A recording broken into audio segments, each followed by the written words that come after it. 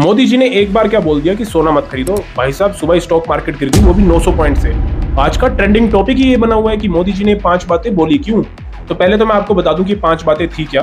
पहली, अगले 1 साल तक आप सोना मत खरीदिए, घर में शादी भी है तब भी सोना मत खरीदो। दूसरी बात, पेट्रोल और डीजल की बचत करो, जितना हो सके उतना वर्क फ्रॉम होम करो, क्योंकि देखो गाइज, ईरान और यूएसए वॉर से जो मिडिल ईस्ट में डिस्टर्बेंस हुई है उससे क्रूड ऑयल की सप्लाई थोड़ी तो डिस्टर्ब हुई है।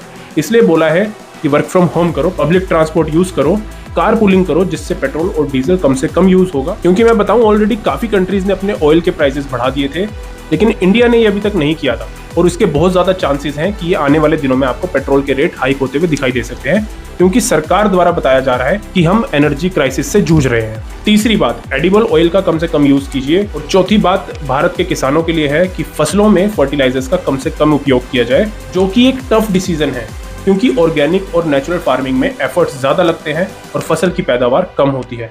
तो फार्मर्स अगर फर्टिलाइजर्स यूज नहीं करेंगे तो अगले साल ही आपको ये फसलों की पैदावार में भारी मात्रा में शॉर्टेज देखने को मिल सकती है। और मोदी जी की 5वीं और आखिरी बात ये थी कि फॉरेन के ट्रिप्स कम से कम लगाओ, जितना हो सके इंडिया के बाहर मत जाओ, और डेस्टिनेशन वेडिंग्स तो करो ही मत।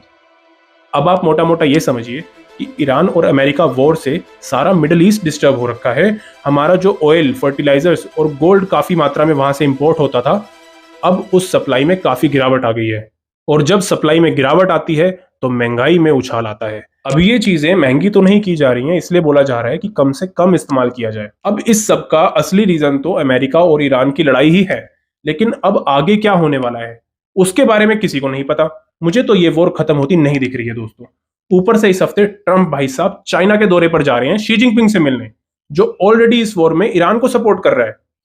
दोस्तों, अपनी कुर्सी की पेटियां बांध के रखिए, आगे आने वाली जियोपॉलिटिकल इवेंट्स जो हैं काफी उथल पुथल मचाने वाले हैं। मैं तो कह रहा हूं गांव चलते हैं, बंकर बनाते हैं, राशन स्टोर करते हैं, क्योंकि कभी भी जंग बड़ी हो सकती है। हमें अब तैयार रहना चाहिए।